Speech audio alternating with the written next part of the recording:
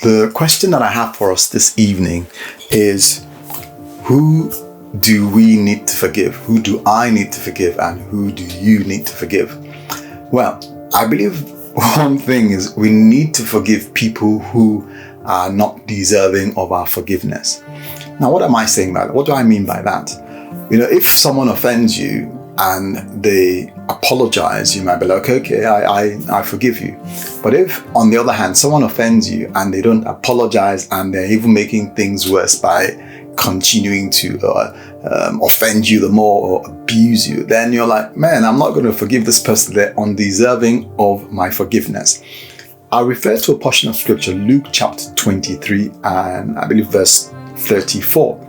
Jesus was going to the cross. He had been bitten, he had been marred with, and he was just, carrying the cross, going he was going to be crucified. And as he walked down that road with the cross and all that, people began to abuse him. They began to jeer at him. They began to say all sorts of things against him as he, walked down that road towards, to be crucified. And what did Jesus say in that portion of scripture, Luke chapter 23, 34? He said, Father, forgive them. Why? Because they do not know what they're doing.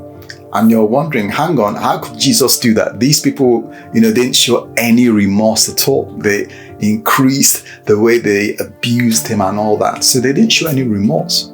So what am I saying tonight? I'm saying that the people you and I need to forgive the most are people who seemingly are undeserving of our forgiveness. So why should we forgive them?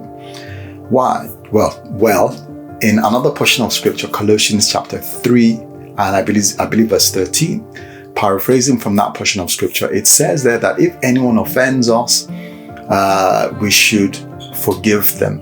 Why? Because God has forgiven you and I already.